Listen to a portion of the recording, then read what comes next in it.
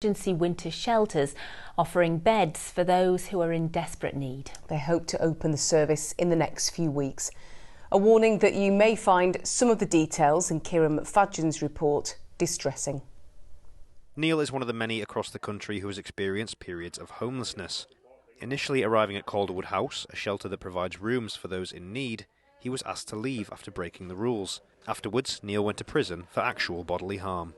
But this time's totally different. I come right from prison to here, and I've been in since April, and I've been ready to change. So the support's there again, exact same, but because I was accepting it, I've come on a lot more in my life. So if it wasn't for here, I'd have went back to alcohol because I'm alcoholic, and I'd have been dead. The way the weather is and stuff like that, or the way the violence at the moment around here is, it's just no good to be on the streets on your own. If you're living rough and that, there's that much chance of you getting into trouble. To remain drunk, you could be given cheek, and then it just gets took that one step further, and you get killed.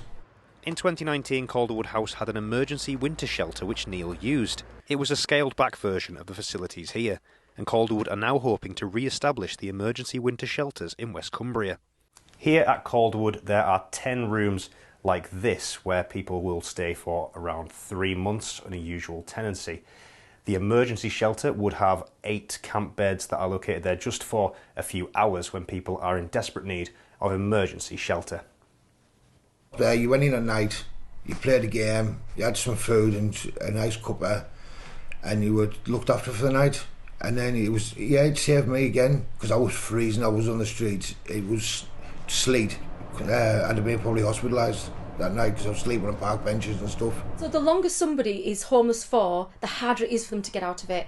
We know people develop physical illness, mental illness, addiction, they can become embroiled in the criminal justice system. So we know the quicker we can find somebody a solution to the homeless issue, the better and brighter future it'll be for that person. So we don't want waiting lists for Calderwood House where people are having to wait to come in here. We need a different solution, which will be an emergency winter shelter. Now, it's not ideal, and no one should definitely have to live in either a homeless hostel or a winter shelter in West Cumbria, but right now, that's all that we've got to offer. Currently, the plan is for the winter shelter to be staffed by volunteers, one of whom is the service's previous user. I want to give something back. It feels right to give something back, because these lot have done so much for me. I've come on leaps and bounds compared to what I usually am. Because I've been there, I've lived it, I know what they're going through. So I'd like to be that person who's just at the door, welcoming them in to a warm cuppa and some food, and then some games and stuff at night, and make sure they're safe. Time to Change, the charity that runs Calderwood House, was recently named as Charity of the Year by Britain's Energy Coast.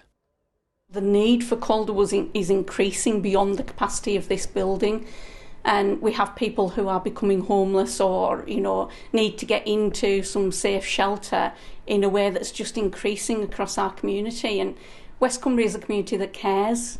We do care about people, and that's really important. With rising demand during tough times, an emergency winter shelter could offer more people short relief from the cold outside.